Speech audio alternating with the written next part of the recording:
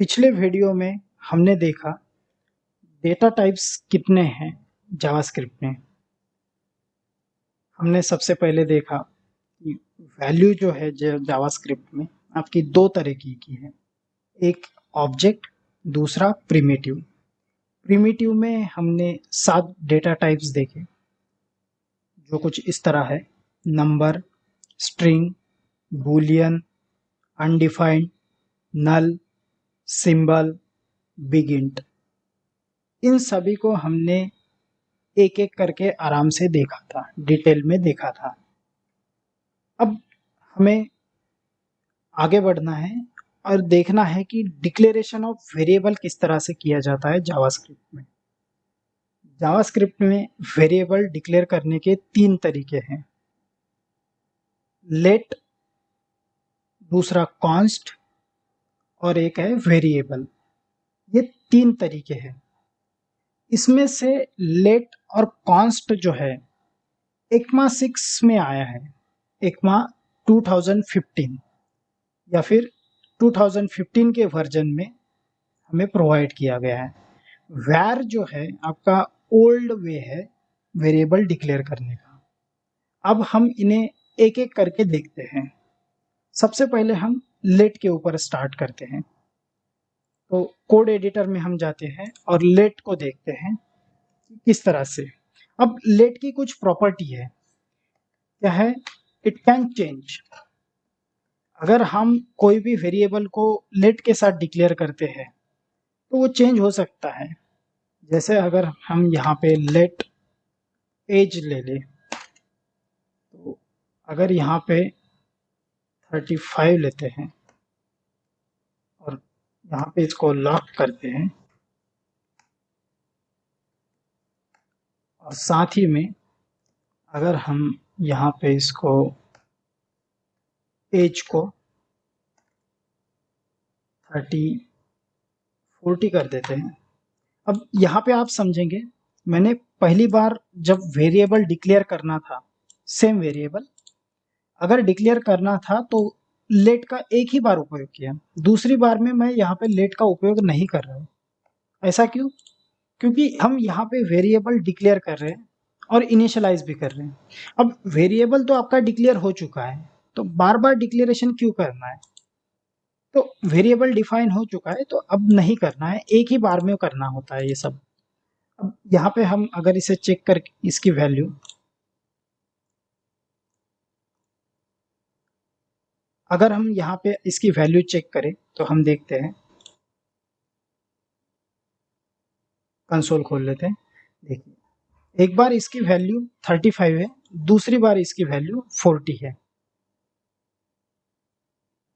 अब यहाँ पे ये जो प्रोसेस है, यहाँ पे हमने एज को 35 से 40 बनाया है, इसे कहते हैं रीअसाइनिंग a value two variable.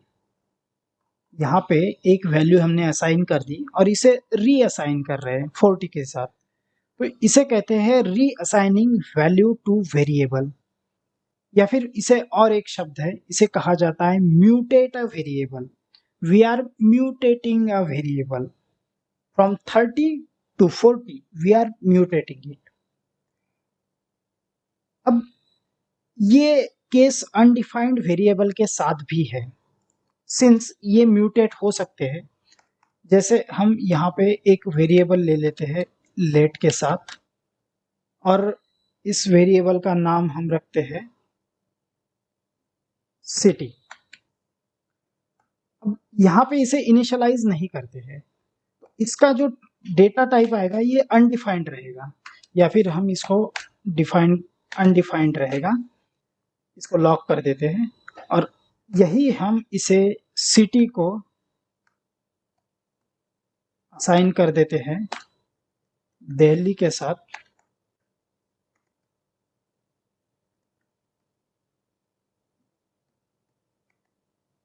Delhi के साथ तो हम देखेंगे ये म्यूटेट होता है और ये आपका जो नया प्रॉपर्टी, नई वैल्यू है, ये गेन कर लेगा। यहाँ पे सबसे पहला इसका अनडिफाइंड आया क्योंकि हमने इसे असाइन नहीं किया था और यहाँ पे इसकी वैल्यू दे लिया। हम इसकी वैल्यू फिर से बदल सकते हैं, तो किस तरह से बदलेंगे? यहाँ पे हम इसको कॉपी पेस्ट कर लेते हैं और यहाँ पे दिल्ली की जगह ग्वालियर कर लेते हैं। अगर हम इस बार चेक करते हैं तो ये म्यूटेट हो चुका है ग्वालियर में।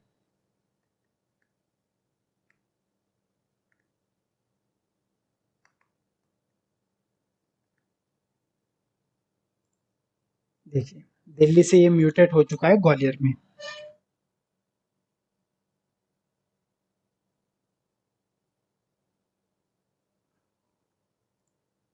अब आपके मन में सवाल आएगा कि किसी भी वेरिएबल को हम डिक्लेयर तो करेंगे लेट या फिर किसी भी वेरिएबल के साथ, तो हम उसे असाइन क्यों नहीं करते? तो कभी-कभी क्या होता है, प्रोग्राम लिखते वक्त हमारे पास वेरिएबल तो होता है पर हमें उसकी वैल्यू पता नहीं होती।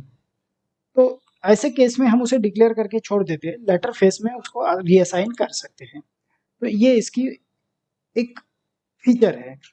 फिर दूसरा फीचर जो है, दूसरा जो कीवर्ड है जिसके साथ हम इसे डिक्लेयर करते हैं वो है कॉन्स्ट। अब कॉन्स्ट जो है ना, आपको प्रेफरेंस देना है कोई भी वेरिएबल डिक्लेयर करते वक्त कॉन्स्ट को देना है। ऐसा क्यों, हम देखते हैं। अब कॉन्स्ट जो है ऐसी वैल्यू के लिए उपयोग में लाया जाता है जिनकी वैल्यू कभी बदलने नहीं वाली। जैसे मैं वेरिएबल ले लेता हूँ यहाँ पे कॉन्स्ट डेट ऑफ बर्थ और यहाँ पे 1985 मैं डेट ऑफ बर्थ ले लेता हूँ और अगर इसे लॉक करूँ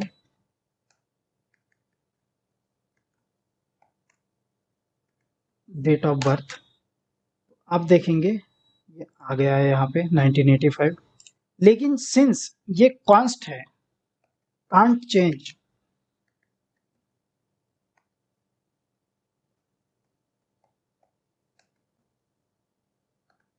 कांट चेंज, तो इसकी वैल्यू रीअसाइन नहीं हो सकती।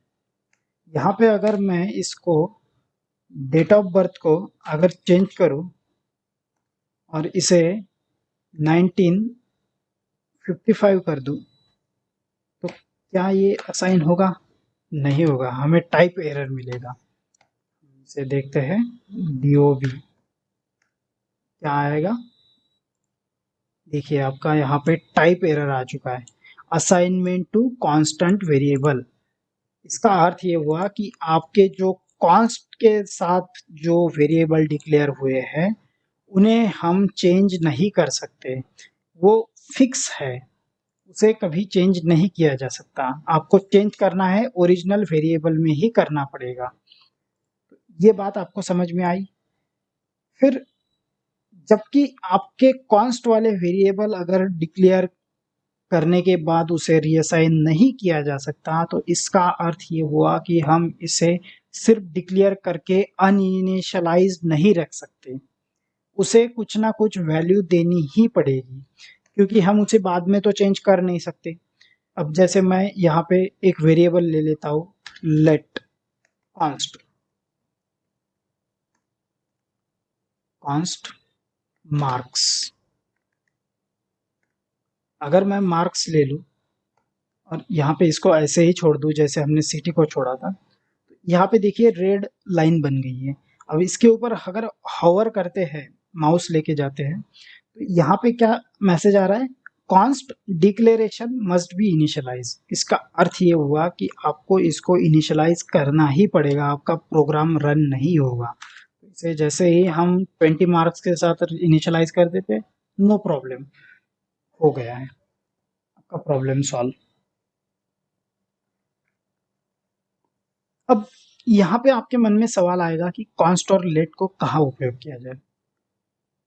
जैसे कि मैंने पहले ही कहा, डायनामिकली टाइप लैंग्वेज होने के कारण यहाँ पे वेरिएबल बदल सकते हैं। आपका नंबर वाला वेरिएबल स्ट्रिंग हो सकता है, स्ट्रिंग वाला बूलियन हो सकता है, बूलियन वाला बिगिंट हो सकता है, कुछ भी हो सकता है। अब ये अच्छी बात भी है लेकिन बुरी बात भी है, क्योंकि इससे आपके प्रोग्राम में बग आने के पोटेंशियल बढ़ जाते हैं।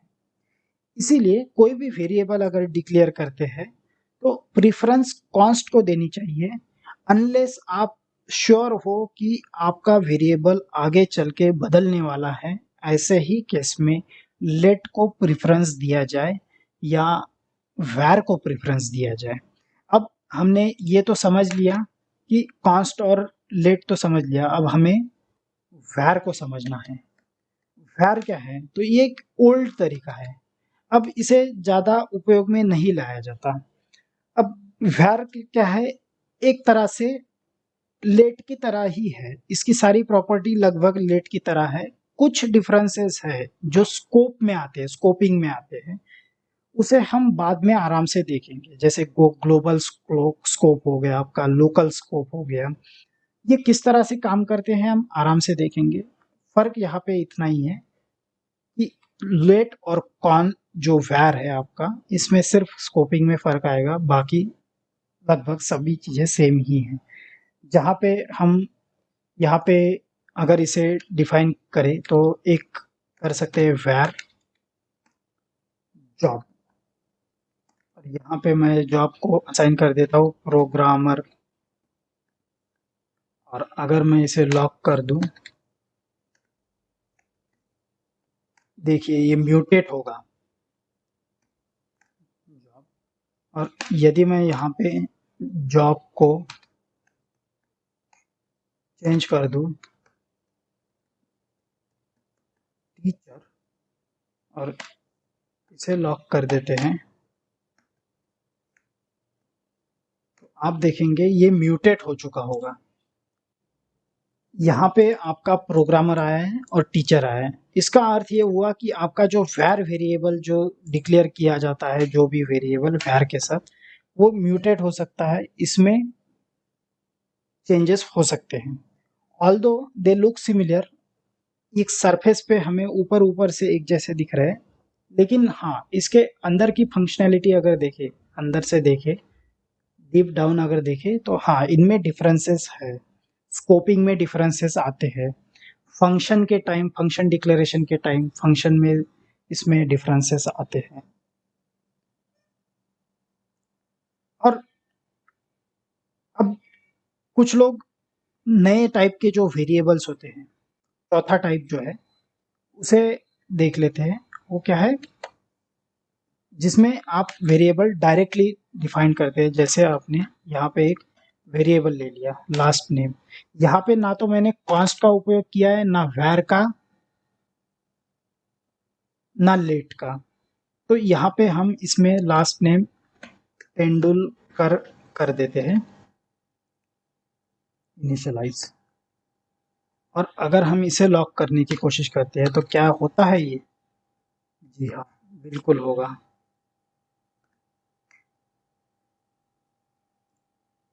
देखिए आपका तेंदुलकर आ चुका है। तो इस तरह से भी आपका वेरिएबल डिक्लेयर किया जा सकता है, लेकिन जो भी आप वेरिएबल इस तरह से डिक्लेयर करते हैं ये बाय डिफ़ॉल्ट वैर होता है, वैर टाइप होता है। तो बेसिकली हमने यहाँ पे आज देखा कि वेरिएबल किस तरह से डिक्लेयर किए जाते हैं। हमने 4 तरीके देखे, जिनमें से 3 थे लेट, कॉन्स्ट और वैर, और एक चौथा टाइप देखा हमने जिसमें हम वेरिएबल का कीवर्ड उपयोग ही नहीं करते। ये 4 तरीके हुए। इसमें से प्रेफ़रेंस हमें कॉन्स्ट को देना है, लेट और वैर को नहीं देना है। वैर हमारा ओल्ड तरीका हुआ। वैर और कॉन्स्ट एक, वैर और लेट एक जैसे ही है, लेकिन इनमें स्कोपिंग में डिफरेंस है, जो कि हम बाद में देखेंगे। तो आज की इस वीडियो में इतना ही।